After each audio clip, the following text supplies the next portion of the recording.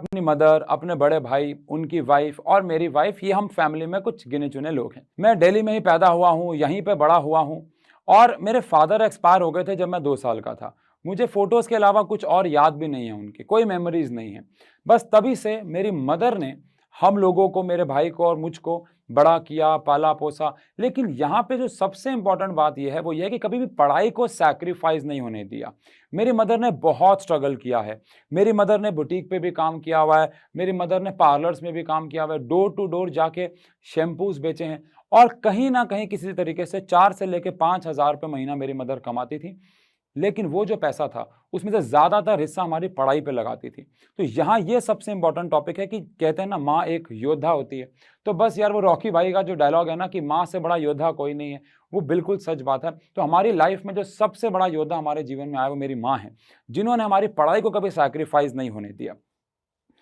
धीरे-धीरे घर के सिचुएशंस जो हैं वो और ख़राब होते गए, क्योंकि जो खर्चे थे वो बढ़ते जा रहे थे और इनकम सोर्सेज़ बिल्कुल भी नहीं थे।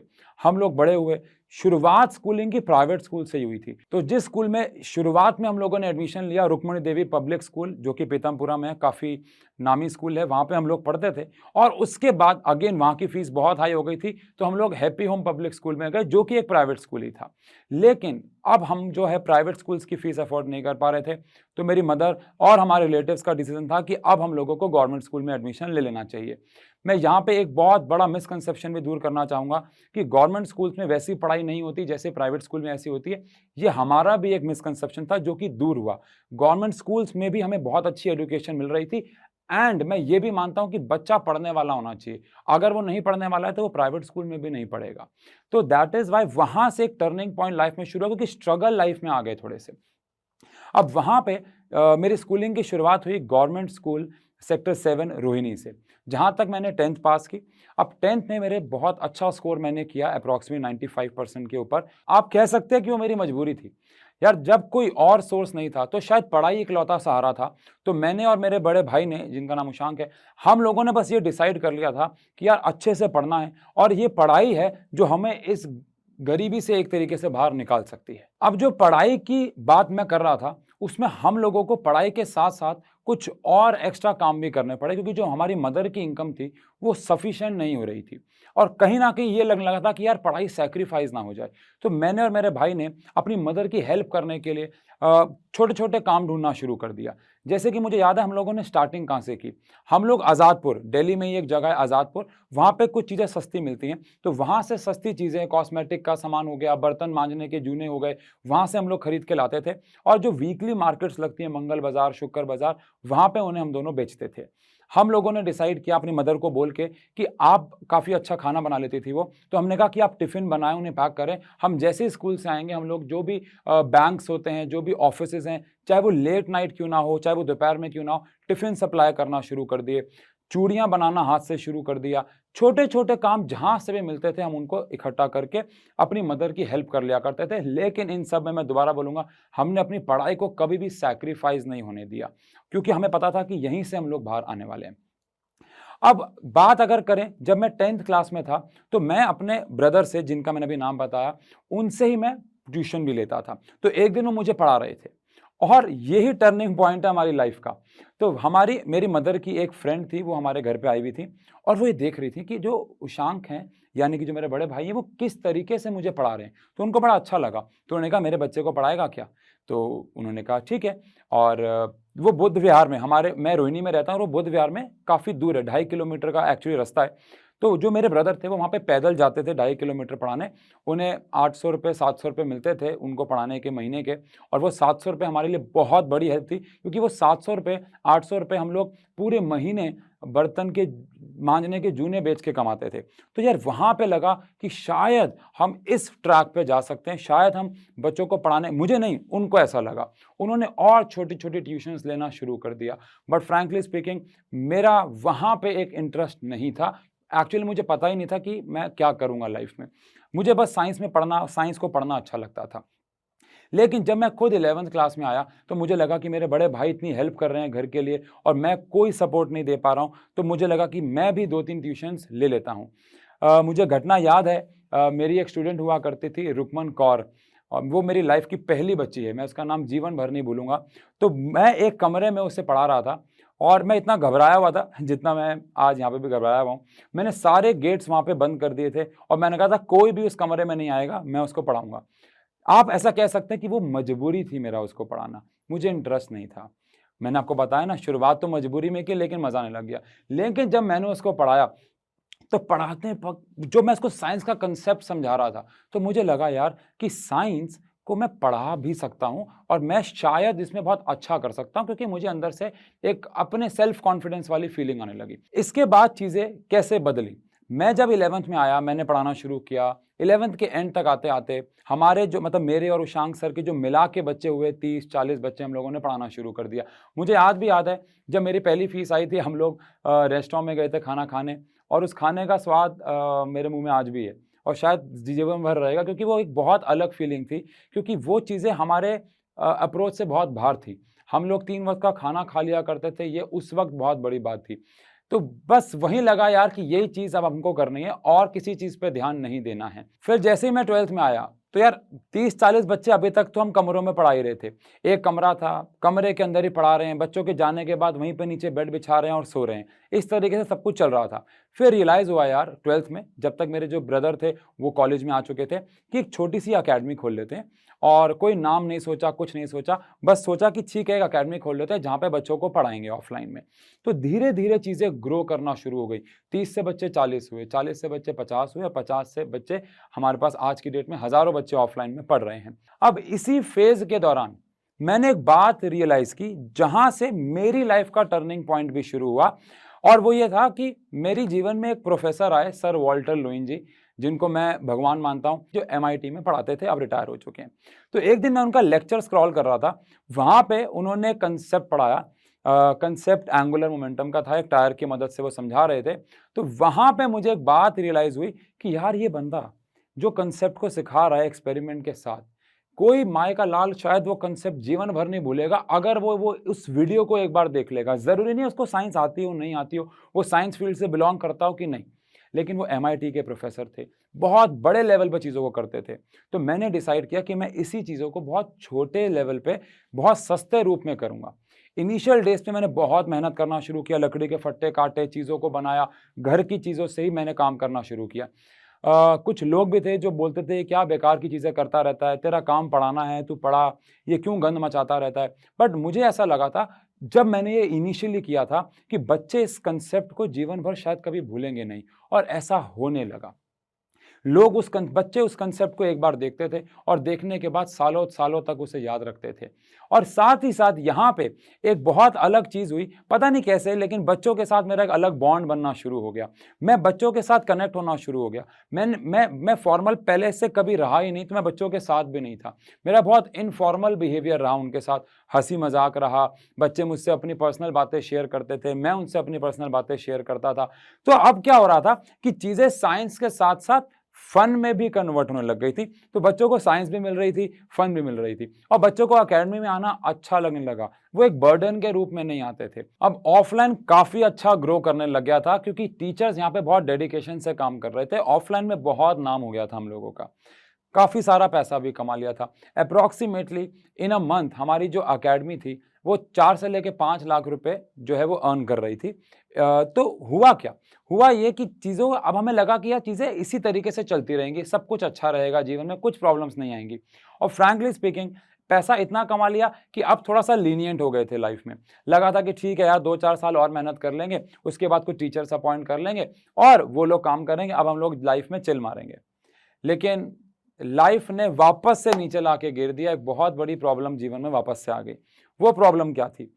कोविड की जब फर्स्ट वेव आई, उससे जस्ट पहले मेरी मदर को लगा कि जो पैसा हम लोग कमा रहे हैं, उसको क्यों ना कहीं इन्वेस्ट भी किया जाए।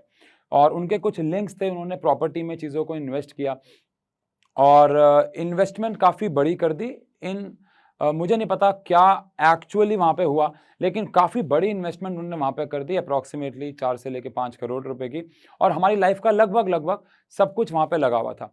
और वो सब जो है वो डूब गया और हमारे जो घर था वो बिक गया। अभी फ़िलहाल हम लोग रेंट पे ही हैं और ऐसी नौबत आ गई थी कि जो हमारी अकेडमीज़ हैं, वो भी बिकने वाली थी।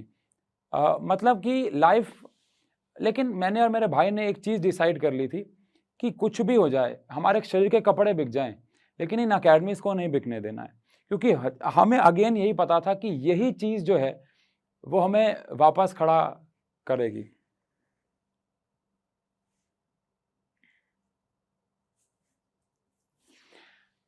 बट मुझे पता था कि यही चीज़ है, अकेडमी जो है वो हमें वापस खड़ा करेगी।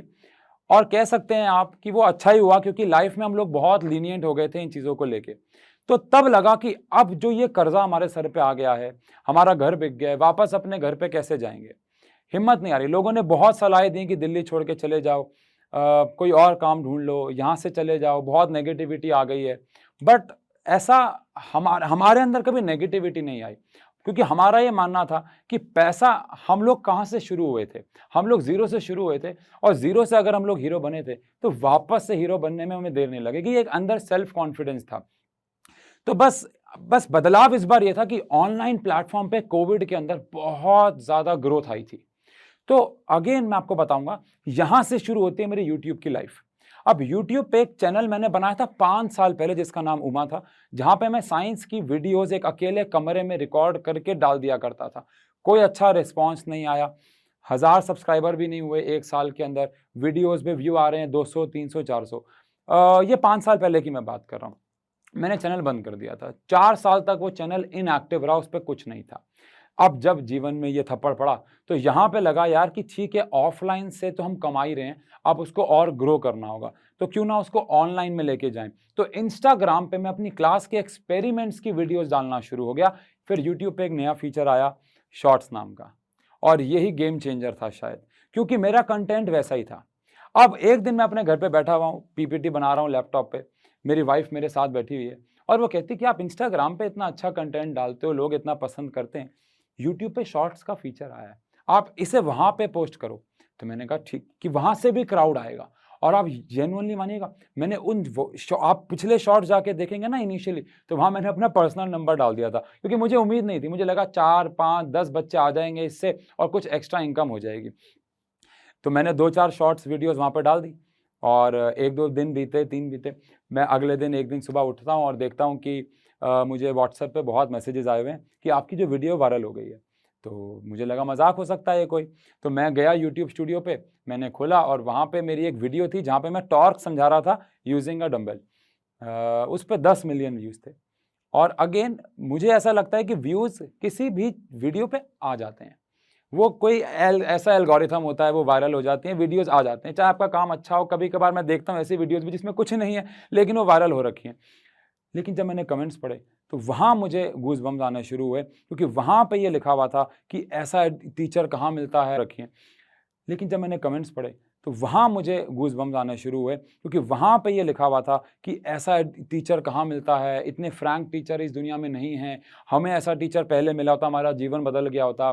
मैं एक हाउस वाइफ हूँ, मैं ये वीडियो देख रही हूँ 2 दिन से, मैं, हमारा पढ़ाई से कोई लेना देना नहीं है, और हम आपके शॉर्ट्स देख रहे हैं। और विद इन अ वीक वहाँ पे 10K सब्सक्राइबर्स हो गए, यानी कि 10K, फ्रॉम 1000 to 10K। और मेरी तो खुशी का ठिकाना नहीं था कि 10K, मैंने अपने किसी भी सोशल नेटवर्किंग प्लेटफॉर्म पे के कभी नहीं देखा था, तो मैं तो बहुत ज़्यादा खुश था। फिर धीरे धीरे वीडियोस डालना शुरू हो गए, और वीडियो अगेन रॉ कंटेंट डल रहा था। ऐसा नहीं कि स्पेशली कुछ शूट किया जा रहा है, नहीं, अकेडमी में कोई लेक्चर दे रहे हैं, पढ़ा रहे हैं, बस उसी को रिकॉर्ड करा और डाल दिया, उसी को रिकॉर्ड करा और डाल दिया। और शायद वही यूएसपी बना, बच्चों को वही पसंद आने लगा। और धीरे धीरे धीरे धीरे इन अ मंथ और 1.5 मंथ्स के अंदर हम लोगों ने 1 मिलियन सब्सक्राइबर्स जो हैं वो पार किए। और 1 मिलियन के बाद मुझे लगा कि यार और कितना ही बच्चा पढ़ लेगा, और कितने लोग इसे सब्सक्राइब कर लेंगे, क्योंकि ये कोई टी सीरीज वाला चैनल तो है नहीं कि यहाँ पे गाने आएंगे और लोग उसको। तो मुझे लगा यार ठीक है, ग्रोथ यहाँ रुक जाएगी, बट मैं वीडियोस डालता रहूँगा। और फिर उसके अगले 1 महीने, 1.5 महीने में फिर से हमने 2 मिलियन क्रॉस किया। और अभी हाल ही में मैंने आपको बताया कि हम वर्ल्ड का 8th फास्टेस्ट ग्रोइंग चैनल भी बने। तो यहाँ पे जर्नी शुरू हुई एक मजबूरी से, और वो आई कहाँ पे, मज़े पे। मैं अपनी लाइफ में आज की डेट में भी बात करूं, हम लोग संडे को भी पढ़ा रहे हैं, 14-14 घंटे हम लोग दिन में पढ़ाते हैं, लेकिन कभी पढ़ाते-पढ़ाते थकते नहीं हैं। हमारे घर में फैमिली, मेरी वाइफ, मेरी मेरी मेरी मदर हमेशा ये बोलते हैं कि तू घर पे आके कैसा एक लाश सा बन जाता है, बिल्कुल शांत रहता है, कुछ नहीं बोलता, लेकिन तेरी वीडियोज़ हम लोग देखते हैं, तू अकेडमी में होता है तो अलग होता है। क्योंकि जब मेरे सामने बच्चे होते हैं, जैसे अभी आप सब हैं, मेरे सामने जब बच्चे होते हैं, तो वहाँ पे मेरा जोश अलग लेवल पे होता है। हम लोगों ने 102 बुखार में भी पढ़ा रखा है, क्योंकि जब अगेन मैं फिर से बोलूँगा, जब बच्चे हमारे सामने होते हैं ऑफ़लाइन के, तो एक अलग जोश हमारे अंदर होता है। फिर से बोलूँगा, जब बच्चे हमारे सामने होते हैं ऑफ़लाइन के, तो एक अलग जोश हमारे अंदर होता है। तो यार अगर मेरी कहानी को निचोड़ा जाए ना, तो आपको एक लाइन मिलेगी और वो है लव व्हाट यू डू। आप जो भी करते हैं ना, बस उससे अगर आप प्यार करते हैं, तो आपको जीवन में कामयाबी मिलेगी ही मिलेगी। अब मैं बहुत सारे ऐसे एडुकेटर्स को देखता हूँ जो ऑफलाइन में थोड़ा अलग हैं और ऑनलाइन में आके उनका जो तरीका है वो बदल जाता है। मैं बस ये कहना चाहूँगा कि आप जैसे भी हैं, अगर आपको यूट्यूब की ही बात कर लें सिर्फ और वहाँ पे ग्रो होना है, तो आप अपनी यूनिकनेस को कभी भी ख़त्म ना करें। मैं बहुत बड़ी-बड़ी कंपनीज़ के साथ मिल रहा हूँ, उठ रहा हूँ, बैठ रहा हूँ आज की डेट में, और वहाँ पे हमेशा से मेरी शर्त यही रहती है कि यार मैं कभी भी ऑफलाइन नहीं छोड़ूँगा। मुझे बहुत ऑफर्स आते हैं कि आप कंप्लीटली ऑफलाइन छोड़ के ऑनलाइन आ जाइए, लेकिन मैंने, क्योंकि मेरी जो पहचान है वो ऑफलाइन मिलेगी ही मिलेगी। यूट्यूब की अगर हम लोग बात कर लें, तो वीडियोज़ जो आप डाल रहे हैं, उसके अंदर एक यूनिकनेस अगर है, तो आप व्यूज़ की टेंशन बिल्कुल मत लें। मतलब व्यूज़ जब नहीं आते हैं ना वीडियो पे, तो ठीक है, हमारा मोराल गिरता है। हमें लगता है यार हम इतनी मेहनत कर रहे हैं, तो हमारा कंटेंट जा क्यों नहीं रहा है लोगों तक। लेकिन आप यकीन मानिएगा, एक दिन अगर आपका काम अच्छा है और आप उसे करते हुए खुश रहते हैं, आप एनर्जेटिक रहते हैं, आप कभी, तो वो काम लोगों तक एक दिन पहुँचेगा ही पहुँचेगा। उससे किसी कोई भी दुनिया की बड़ी से बड़ी ताकत लोगों तक पहुँचने से नहीं रोक सकती।